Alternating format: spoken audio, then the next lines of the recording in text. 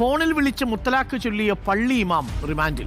മൈനാഗപ്പള്ളി സ്വദേശി അബ്ദുൽ ബാസിത്തിനെയാണ് അറസ്റ്റ് ചെയ്തത്, റിമാൻഡിൽ വിട്ടത്. 20-കാരിയായ യുവതിയുടെ പരാതിയിലാണ്. Welcome back to Visal media. ഞാൻ ഫക്രുദ്ദീൻ പന്താവൂർ. ഇന്ന് റിപ്പോർട്ട് ചാനൽ ഒരു വാർത്ത ഉണ്ടായിരുന്നു. ഒരു പള്ളി ഇമാമ് സ്വന്തം ഭാര്യയെ മൊബൈൽ ഫോണിലൂടെ മുത്തലാഖ് ചൊല്ലി, എന്നിട്ട് അയാൾ അറസ്റ്റിലായി, റിമാൻഡിലായി. അതും അയാൾ രണ്ടാമത്തെ വിവാഹമാണ്. ഒന്നാം വിവാഹം മറച്ചു വെച്ചുകൊണ്ടാണ് അത്രേ അബ്ദുൽ ബാസിത്ത് എന്നുള്ള പത്തനംതിട്ട മൈനാഗപ്പള്ളിയിലെ ഒരു പള്ളി ഇമാമായ ഇയാൾ കല്യാണം കഴിച്ചത്. ആ യുവതി കണ്ണീരോട് കുറിച്ച് കുറച്ച് അനുഭവങ്ങളൊക്കെ ചാനലിൽ പങ്കുവെക്കുന്നായിരുന്ന ഒരു വാർത്തയിലുണ്ടായിരുന്നു. ആ വാർത്തയ്ക്ക് താഴെ മുസ്ലിം വിഭാഗത്തെ അധിക്ഷേപിച്ചുകൊണ്ട് മോഡിയാണ് മുസ്ലിങ്ങളെ രക്ഷകൻ, കണ്ടില്ലേ, മുത്തലാഖ് നിരോധിച്ചതുകൊണ്ട് ഇപ്പോൾ ഈ യുവതിക്ക് നീതി കിട്ടി എന്നൊക്കെ രീതിയിൽ മുസ്ലിങ്ങളെയും പള്ളി ഇമാമാരെയും ഉസ്താദുമാരെ മതം തിരിയാത്തവരായിട്ടും പുരുന്നവരെ സ്ത്രീ വിരോധികളായിട്ടും ഭയങ്കര കമൻസുകളൊക്കെ ഉണ്ടായിരുന്നു. ഏതായാലും ആ യുവതി തൻ്റെ അനുഭവം പങ്കുവച്ചത് ഇങ്ങനെയാണ്. നേരത്തെ ഒരു കല്യാണം കഴിച്ചത് മറച്ചു വെച്ചിട്ടാണ് എൻ്റെ വീട്ടിൽ വിവാഹാലോചനയായിട്ട് വരുന്നത്. കല്യാണം കഴിച്ച് അവര് ഒരു വാടക വീട്ടിലോട്ടാണ് കൊണ്ടുപോയത്. അത് പിന്നീടാണ് ഞാൻ അറിഞ്ഞത്. അത് അവരുടെ സ്വന്തം വീട്ടിൽ നേരത്തെ ഭാര്യയാണ് താമസിക്കുന്നത്. അത് പുള്ളിയോട് ചോദിച്ചപ്പോൾ പുള്ളി എന്നോട് മാനസികമായിട്ടും ശാരീരികമായിട്ടും എന്നെ ഉപദ്രവിക്കാൻ തുടങ്ങി. പിന്നീട് വേറെ വിവാഹം കഴിക്കുമെന്ന് ഭീഷണിപ്പെടുത്താനും തുടങ്ങി. അങ്ങനെ കഴിഞ്ഞ ആഴ്ച എന്നെ പിണങ്ങിയതിൻ്റെ പേരിൽ എൻ്റെ വീട്ടിൽ കൊണ്ടാക്കുകയും 19-ാം തീയതി പെട്ടെന്നാണ് വിളിച്ച് തലാക്ക് പറഞ്ഞത്. പെട്ടെന്ന് കേട്ടപ്പോൾ ഷോക്കായിപ്പോയി. എന്നെ തലാക്ക് പറഞ്ഞതിന് മുമ്പേ ഒരുപാട് ചീത്ത പറയുകയൊക്കെ ചെയ്ത്, ഇങ്ങനെ 3 വട്ടം തലാക്ക് പറഞ്ഞിട്ട് പറഞ്ഞു ഇനി നമ്മൾ തമ്മിൽ ബന്ധമില്ലാന്ന്. എന്താ കാരണമെന്ന് പോലും പറയാതെ ഇങ്ങനെ പെട്ടെന്നാണ് പറഞ്ഞത്. അപ്പോൾ ഇവരെ രണ്ടാമതൊരു വിവാഹം കഴിക്കുകയാണ് എന്നറിയാതെയാണ് ഇവർ കല്യാണം കഴിച്ചിട്ടുള്ളത്. സത്യത്തിൽ ഒരു വിവാഹം കഴിക്കുമ്പോൾ കൃത്യമായിട്ട് അന്വേഷിക്കണം. നമുക്കൊരാളുടെ സ്വഭാവം ഒന്നും അറിയാൻ ബുദ്ധിമുട്ടായിരിക്കും. ആ സ്വാഭാവികമായിട്ട് നമ്മൾ അന്വേഷിക്കുമ്പോൾ, ഓരോരുത്തരോട് അന്വേഷിക്കുമ്പോൾ അയാളോട് പെരുമാറുന്ന രീതി അനുസരിച്ച് അയാൾ ഇങ്ങോട്ട് പ്രതികരിക്കാം. പക്ഷെ ഒരു ഭാര്യ നിലയ്ക്ക് ഒരാളോട് പെരുമാറുന്നത് എങ്ങനെയാണെന്ന് അറിയാൻ ഒരു ഭാര്യയ്ക്ക് മനസ്സിലാവും. പക്ഷെ ഒരാൾ 2ാം ഘട്ടമാണോ 3ാം ഘട്ടമാണോ എന്നുള്ളതൊക്കെ നമ്മളൊരു നാട്ടിൽ അന്വേഷിച്ചാൽ അറിയേണ്ട ഒന്നാണ്. ഇവരുടെ കയ്യിൽ ഇവർ ഈ പറയുന്ന കാര്യം ഒരു കേസിൻ്റെ ബലത്തിന് വേണ്ടി പറയാണമെന്ന് അറിഞ്ഞൂടാ. കാരണം ഈ ഒരു സ്ത്രീക്ക് ഇത്തരത്തിലൊരു വിഷയം ഉണ്ടായ സമയത്ത് ഇങ്ങനെ ഇവരുടെ ഒരു ഫോൺ വിളിച്ചിട്ട് ഡിവോഴ്സ് ചെയ്തു അല്ലെങ്കിൽ മുത്തലാഖ് ചെയ്തു എന്നൊക്കെ പറയുമ്പോൾ ഇവർ ചവറയിലുള്ള ഒരു അഡ്വക്കറ്റിനെ കണ്ടു. ആ അഡ്വക്കറ്റിൻ്റെ അഡ്വൈസ് പ്രകാരമാണ് ഇവർ ചവറ പോലീസിൽ പരാതി കൊടുത്തതും അങ്ങനെ ഈ പള്ളി ഉസ്താദ് അറസ്റ്റിലായതും. ഈ ആളുകളോട്, പള്ളിക്കാരോട് ഉസ്താദ് പറഞ്ഞിട്ടുള്ളത് എനിക്ക് 2-3 ദിവസം ലീവ് വേണം, ഒരു യാത്രയുണ്ട് എന്ന് പറഞ്ഞു. വീട്ടുകാർ വിളിച്ച് പറഞ്ഞു ഉസ്താദ് ചെറിയ അപകടം പറ്റിയിട്ടുണ്ട്, ഇങ്ങനെയൊക്കെ പറഞ്ഞിട്ടാണ് ഈ ഉസ്താദ് അവിടുന്ന് മാറി നിന്നിട്ടുള്ളത്. ഇപ്പോൾ ആൾ റിമാൻഡിലാണ്. ഇത് റിപ്പോർട്ട് ചാനലിലാണ് ഫസ്റ്റ് ഈ വാർത്ത വരുന്നത്. പിന്നെ മനോരമ ന്യൂസിലൊക്കെ ഉച്ചയ്ക്ക് ശേഷം മറ്റു ചില ചാനലുകളൊക്കെ ഈ വാർത്ത കണ്ടിരുന്നു. ഇതിൻ്റെ ഒരു ഭാഗം നമുക്കറിയാത്തത് കൊണ്ട് പൂർണ്ണമായിട്ടും ഇത് വിശ്വസിക്കാനും പറ്റില്ല, തള്ളാനും പറ്റില്ല. ഇതിൽ മറ്റൊരു സംഗതി എന്താണെന്ന് വെച്ചാൽ ഇയാളൊരു വലിയൊരു ജുമാ മസ്ജിദ് ഇമാമൊന്നല്ല, ഒരു നിസ്കാരപ്പള്ളിയിലെ ഇമാമാണ്. അപ്പോൾ ഇദ്ദേഹത്തിന് മുത്തലാഖ് ചൊല്ലുന്നത് നിയമപരമായിട്ട് ഇന്ത്യൻ നിയമം അനുസരിച്ചുകൊണ്ട് പാടില്ലാത്തതാണ്. അങ്ങനെ തൊലാഖ് ചൊല്ലിക്കഴിഞ്ഞാൽ തന്നെ വിവാഹമോചനം പോകുക, അതൊക്കെ വേറെ വിഷയം. എന്തായാലും ഈ വിഷയത്തിൽ മുസ്ലിം വിഭാഗത്തിനെ അടച്ചാക്ഷേപിക്കുന്ന രീതിയിലാണ് ഈ ഒരു വാർത്തക്ക് താഴെ കമൻറ്റുകളൊക്കെ വന്നത്.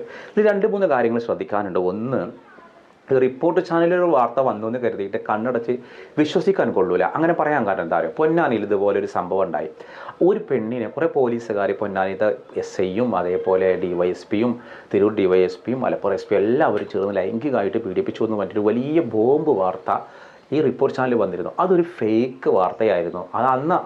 അന്ന് അതിന് ഒരു എക്സ്ക്ലൂസീവായ ഒരു പുറത്തുവിടലൊക്കെ ആയിരുന്നു. പിന്നീട് അതൊരു കള്ളത്തരമാണ് എന്നുള്ളത് മനസ്സിലാവുകയും ഈ ഒരു മാധ്യമത്തിൻ്റെ കേസ് എടുക്കുകയും ചെയ്തു. ഇതിനു മുമ്പ് കലോത്സവം റിപ്പോർട്ടിൽ ഇതേ ഡോക്ടർ അരുൺകുമാറിനും അതിൻ്റെ റിപ്പോർട്ടിലേക്ക് പോക്സോ കേസ് വരെ ഉണ്ടായിട്ടുണ്ട്. കോടതി പിന്നീട് തള്ളി. എന്തായാലും നമുക്കൊരു ചാനൽ അങ്ങോട്ട് വന്നു എന്ന് കരുതിയിട്ട് പൂർണ്ണമായിട്ട് അത് വിശ്വസിക്കാൻ പറ്റില്ല. ഇനി ഇവിടെ എന്താണ് സംഭവിച്ചതെന്നുള്ളതാണ് അറിയേണ്ടത്. ഒന്നാമതായിട്ട് മനസ്സിലാക്കേണ്ടത്, കല്യാണം കഴിക്കുമ്പോൾ ആ പെൺവീട്ടുകാർക്ക് കൃത്യമായിട്ടൊന്ന് അന്വേഷിക്കാമായിരുന്നു.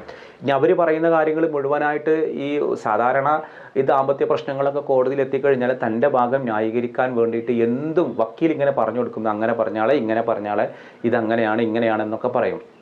അപ്പോൾ ഇവിടെ കൃത്യമായിട്ട് എന്താണെന്ന് വെച്ചാൽ ഇനി നമ്മൾ തമ്മിൽ ബന്ധം പാടില്ല, ഹറാമാണ്, ഇനി ഞാൻ ഡിവോഴ്സ് ചെയ്തിക്കണം, നിന്നെ മുത്തലാഖല്ലേക്കണം, നമ്മളൊരു ബന്ധമില്ല എന്നൊക്കെ ഈ ഹസ്ബൻഡ് ഫോൺ വിളിച്ചു എന്നൊക്കെയാണ് യുവതി ഈ പരാതിയിൽ പറയുന്നത്. അപ്പോൾ ഇത് പ്രകാരമാണെങ്കിൽ നമ്മൾ ശ്രദ്ധിക്കേണ്ടതൊന്നും തല്ലുകൂടിയിട്ട് പരസ്പരം ഭാര്യയും ഭർത്താവും തമ്മിൽ വിരോധം ഉണ്ടാകുമ്പോൾ വിവാഹമോചനം ചെയ്തു എന്ന് പറഞ്ഞാൽ അത് വിവാഹമോചനം ആവില്ല എന്ന് വാദിക്കുന്ന ആളുകളുണ്ട്. കാരണം ദേഷ്യം പിടിച്ചിട്ടാണ്, ഇമോഷണലി ആണ് ചെല്ലിയത്, അതല്ല അത് നീയത്തോട് കൂടി ആവുമെന്ന് പറയുന്ന ആളുകളൊക്കെ ഉണ്ട്. അതൊക്കെ പണ്ഡിതോചിതമായിട്ട് പറയേണ്ട മറുപടികളാണ്. പക്ഷേ ഇതൊരു ഭാര്യയും ഭർത്താവും തമ്മിൽ വിരോധം ഉണ്ടാകുമ്പോൾ, ദേഷ്യം ഉണ്ടാകുമ്പോൾ ഭാര്യയെ അവിടെ വീട്ടിൽ കൊണ്ടാക്കിയിട്ട് ഫോൺ ചെയ്യുമ്പോൾ വിളിച്ച് പറയുന്നു ഇനി ഞാൻ ഡിവോഴ്സ് ചെയ്തിരിക്കണം, അത് മുത്തലാഖാണ് ചൊല്ലിയെന്നുള്ളത് ഉള്ള രീതിയിലാണ് ഈ മനുഷ്യനെ ഇപ്പോൾ പോലീസ് അറസ്റ്റ് ചെയ്തിട്ടുള്ളത്. മുത്തലാഖ് നമ്മുടെ രാജ്യത്ത് നിരോധിച്ച ഒന്നാണ്. മോഡി സർക്കാർ 2019 തോന്നുന്നത് അതിന് നിരോധനം വന്നത്. സത്യത്തിൽ എങ്ങനെയാണ് തൊലാക്ക് ചൊല്ലേണ്ടത്? ഒന്നാമതായിട്ട് മനസ്സിലാക്കുക, ഒരു ഭാര്യയും ഭർത്താവും തമ്മിൻ്റെ ഇടയിൽ യോജിച്ച് പോകാൻ പറ്റൂല എന്നുണ്ടെങ്കിൽ ചൊല്ലാൻ ഇസ്ലാം അനുവദിച്ച ഒരു മാർഗ്ഗമാണ് തൊലാക്ക് എന്നുള്ളത്. തൊലാക്ക് ആണുങ്ങൾക്കും അതേപോലെ സ്ത്രീകൾക്ക് ഫസ്ഖ്, അങ്ങനെ വേറെ, അതായത് വിവാഹമോചനം ചെയ്യാൻ സ്ത്രീക്കും പുരുഷനൊക്കെ ഉള്ള ഒരു ഫ്രീഡം കൊടുത്തൊരു മതമാണ്. ഞാൻ ചെറിയൊരു സംഭവം പറയാം. റസൂലുള്ളാഹിൻ്റെ അരികിലേക്ക് ഒരു സാബിത്ത് റളിയല്ലാഹു അൻഹു എന്ന് പറയുന്ന നല്ലൊരു മനുഷ്യനാണ്, എപ്പോഴും പ്രാർത്ഥനയിലും ആരാധനയിലും വഴിയൊരു നല്ലൊരു സ്വഹാബി. അദ്ദേഹത്തിൻ്റെ ഭാര്യ വന്ന് പരാതി നബിയോടൊന്ന് പറയാൻ, നബിയെ ആ മനുഷ്യനുമായുള്ള ദാമ്പത്യം എനിക്ക് അവസാനിപ്പിക്കണം എന്ന് പറഞ്ഞപ്പോൾ നബിക്ക് ഭയങ്കര സങ്കടം തോന്നി. കാരണം ആ മനുഷ്യൻ നല്ലൊരു മനുഷ്യനാണ്, ഭാര്യയും അത് പറഞ്ഞു, അദ്ദേഹം നല്ലൊരു ആളാണ്. പക്ഷേ എനിക്ക് അദ്ദേഹത്തോടു കൂടി ജീവിക്കാനൊട്ടും കഴിയില്ല, കാരണം സെക്സിൽ അയാൾ വീക്കായിരുന്നു. ഇതാണ് സത്യം. ഹബീബായ നബി ചോദിച്ചു, നീ അങ്ങോട്ട് വിവാഹമോചനം ചെയ്യാനാണോ ഉദ്ദേശിക്കുന്നത്? അതേ എന്ന് പറഞ്ഞു. എങ്കിൽ അദ്ദേഹം നിനക്ക് ജീവിതോപാധിയായിട്ട് തന്ന ഒരു തോട്ടം അദ്ദേഹം കൊടുത്തിരുന്നു, ചെലവിനൊക്കെ ആയിട്ട് കൊടുത്ത്, അത് തിരിച്ചു കൊടുക്കാൻ പറ്റുമോ എന്ന് ചോദിച്ചു. തിരിച്ചു കൊടുത്തേക്കാമെന്ന് പറഞ്ഞു. അങ്ങനെ സന്തോഷത്തോടു കൂടി ആ വിവാഹമോചനം സാധ്യമായി. നമുക്ക് മുന്നോട്ട് കൊണ്ടുപോകാൻ കഴിയില്ലെങ്കിൽ വിവാഹമോചനം ചെയ്യാമെന്നതിന് ചരിത്രത്തിൽ, ഹബീബായ നബിയുടെ ചരിത്രത്തിലുള്ളൊരു സംഭവമാണ്. മറ്റൊരു സംഗതിയുണ്ട്, 2 അടിമകൾ തമ്മിൽ ഭയങ്കര ഇഷ്ടമായിരുന്നു. ഈ അടിമ ആണും പെണ്ണും തമ്മിൽ വിവാഹം കഴിച്ചു. വിവാഹം കഴിച്ചതിന് ശേഷം ഇവർ തമ്മിൽ ഒട്ടും ഇഷ്ടമില്ലാതായി.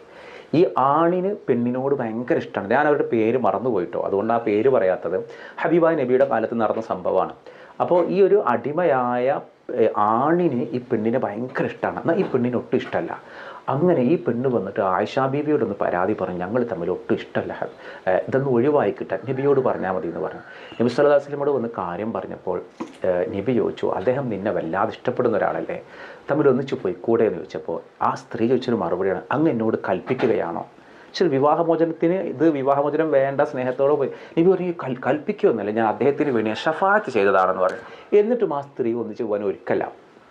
കാരണം ഇത്രയും സ്നേഹം ആ സ്ത്രീക്ക് വേണ്ട. അങ്ങനെ ആയിഷാ ബീവി അവരെ പണം കൊടുത്ത് വാങ്ങിയിട്ട് അവരെ സ്വതന്ത്രയാക്കി. എന്നിട്ട് ആ സ്ത്രീ പറഞ്ഞു, എനിക്ക് മനുഷ്യന് വിവാഹമോചനം വേണം. അപ്പം നബി പറഞ്ഞു, നിങ്ങൾക്കൊരു കുട്ടിയൊക്കെ ഉള്ളതല്ലേ, ആ കുട്ടിയെ കരുതിയിട്ടെങ്കിലും. വേണ്ട നബി, എനിക്ക് പറ്റൂല എന്ന് പറഞ്ഞു. ശരിയെങ്കിൽ ആയിക്കോട്ടെ എന്ന് പറഞ്ഞു. എന്നിട്ടും ഈ മനുഷ്യൻ വന്ന് നബിയോടൊന്ന് കരഞ്ഞു പറയും, എൻ്റെ ഭാര്യയെ ഇങ്ങനെ ഒഴിവായിപ്പോയി, എനിക്ക് ഭയങ്കര ഇഷ്ടമാണ്. പക്ഷേ നബി സല്ലല്ലാഹു അലൈഹി വസല്ലം എന്താ പറയുക, ആ സ്ത്രീക്കത് വേണ്ട. അന്ന് ആളുകൾക്കൊരു ചെല്ലുണ്ടായിരുന്നു, ഇയാളുടെ പ്രണയം പോലെയെന്ന്, അതായത് ഇയാൾക്ക് അന്ധമായുള്ള പ്രണയം. നബി ഇങ്ങനെ പറയലുണ്ട്, അപ്പോൾ അവളുടെ വെറുപ്പ് പോലെയെന്ന്. കാരണം അവൾക്ക് ഇത്രയും പ്രണയം ഉണ്ടെങ്കിലും തിരിച്ച് വെറുപ്പാണ്. അപ്പോൾ ആദിമകാലങ്ങളിൽ സ്ത്രീക്കും പുരുഷനും വിവാഹമോചനം ചെയ്യാനുള്ളൊരു ഫ്രീഡം കൊടുത്തിരുന്നു. ഇനി നമ്മൾ മനസ്സിലാക്കേണ്ടത്, തൊലാക്ക് ചൊല്ലാനും അതിനൊക്കെ നമുക്ക് ചില രീതികളൊക്കെ ഇസ്ലാമിലുണ്ട്. ഫിഖ്ഹിൽ പറയുന്നൊരു രീതിയുണ്ട്, തൊലാക്ക് ചൊല്ലേണ്ട രീതി അല്ലാതെ, അതായത് യാതൊരുവിധ ചർച്ചയും നടത്താതെ, ആരോടൊന്നും സംസാരിക്കാതെ, കുടുംബ ബന്ധങ്ങൾ ചേർക്കാൻ ശ്രമിക്കുക. തൊലാക്ക് ചൊല്ലിയാലും തലാക്ക് പോകും. പക്ഷെ നമ്മുടെ രാജ്യത്തിൽ ഒരു മുസ്ലിം വ്യക്തിക്ക് 1, 2, 3 വിവാഹം കഴിക്കാനൊക്കെ നിയമപരമായിട്ട് അവകാശമുണ്ട്. പക്ഷെ ഒരു കാര്യം, ഒരു ഭാര്യയും 2ാം ഭാര്യയാവാൻ ഇഷ്ടപ്പെടില്ല. അപ്പോൾ ഈ സ്ത്രീക്ക് നിയമപരമായിട്ട് നീതി കിട്ടേണ്ടതാണെങ്കിൽ കിട്ടട്ടെ. പിന്നെ മുത്തലാഖിൻ്റെ ആവശ്യം എന്താണ്? തൊലാക്ക് ചെല്ലിയാൽ പോരെ. അതിന് ഒരു തവണ വിവാഹമോചനം ചെയ്തു, തൊല്ലത്തുക്കി എന്ന് പറഞ്ഞാൽ തന്നെ വിവാഹമോചനമായി. പക്ഷെ അത് ഫോണിൽ കൂടെ കൊടുക്കേണ്ട ഒരു രീതി എന്താണ്? ഇസ്ലാമിൽ തൊലാക്ക് ചെല്ലാൻ ചില റൂൾസുകളൊക്കെ പറഞ്ഞിട്ടുണ്ട്. 2 കൂട്ടരും തമ്മിൽ ചർച്ച നടത്തണം, അതിന് ആളുകൾ കൊണ്ടുവരണം, അത് കൊണ്ടുവന്നിട്ട് ഒത്തുപോയില്ലെങ്കിൽ അവസാനത്തെ ഒരു മാർഗ്ഗമല്ലേ തൊലാക്ക്.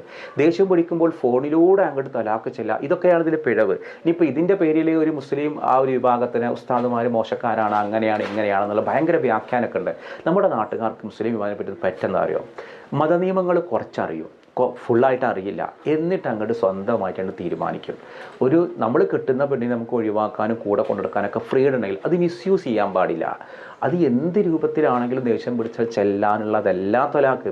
പിന്നെ ഈ 3 തലാഖിന് ഇപ്പോൾ മോഡി നിരോധിച്ചുകൊണ്ട് മുസ്ലിങ്ങൾക്ക് ഒരു പ്രശ്നവുമില്ല. ആരും 3 തലാഖ് ചെല്ലാൻ പോകുന്നില്ല. വിവാഹമോചനം വേണ്ടാത്താണെങ്കിൽ 1 തലാഖ് ചെല്ലാതെ തന്നെ പോകും. ആ വിവാഹമോചനം ചെയ്ത സ്ത്രീയുടെ ചെലവ് ഈ ഭർത്താവിൻ്റെ ചുമതലയിലാണ്. അവൾ യുദ്ധകാലയളവ് താമസിക്കേണ്ടത് ഭർത്താവിൻ്റെ അണ്ടറിലാണ്, ഭർത്താവിൻ്റെ ചുമതല ഭർത്താവിൻ്റെ വീട്ടിലാണ്. ഇങ്ങനെ സ്ത്രീക്ക് എല്ലാം കൊണ്ടും പ്രാമുഖ്യം കൊടുത്തൊരു മതമാണ്. പക്ഷെ അത് കൈയാളുന്ന ആളുകൾ വളരെയധികം തെറ്റായിട്ടാണ് ഇതിനെ കൊണ്ടുപോകുന്നത്. ഏതായാലും ഈ സ്ത്രീ പറയുന്നതൊക്കെയാണ് ശരിയെങ്കിൽ പൂർണ്ണമായിട്ട് വിശ്വസിക്കാൻ എനിക്ക് ആവില്ല. കാരണം മാധ്യമങ്ങളിൽ വരുന്നൊരു വാർത്തയാണെന്ന് കരുതിയിട്ട് പരിപൂർണമായിട്ട് നമ്പാൻ പറ്റില്ല എന്നുള്ള 100 അനുഭവങ്ങൾ നമ്മുടെ മുന്നിലുണ്ട്. ഏതായാലും റിപ്പോർട്ട് ചാനൽ വന്നുകൊണ്ട് പ്രത്യേകിച്ചിട്ടും ഈ ഒരു സ്ത്രീയുടെ സംഭവത്തിൽ എന്തെങ്കിലും മുത്തലാഖ് ചൊല്ലിയിട്ടുണ്ടെങ്കിൽ അതിന് മതപരമായിട്ടൊരു പ്രശ്നമുള്ളതല്ല, പക്ഷേ നമ്മുടെ രാജ്യത്തെ നിയമം അനുസരിച്ച് തെറ്റാണ്. ഏതായാലും കാര്യങ്ങളൊക്കെ വ്യക്തമായിട്ട് അറിഞ്ഞതിന് ശേഷം ഇൻഷാ അല്ലാഹ് നമുക്ക് മറുഭാഗം കൂടി അറിയാതെ ഇതിനൊരു തീരുമാനം പറയാൻ പറ്റില്ല. ഏതായാലും ആ വിഷയങ്ങളൊക്കെ കൂടുതൽ അറിയുന്ന ആളുകളുണ്ടെങ്കിൽ ഒന്ന് വിവരങ്ങൾ പങ്കുവെക്കാം. മറ്റൊരു ദിവസം മറ്റൊരു വീഡിയോയുമായി വീണ്ടും കാണാം.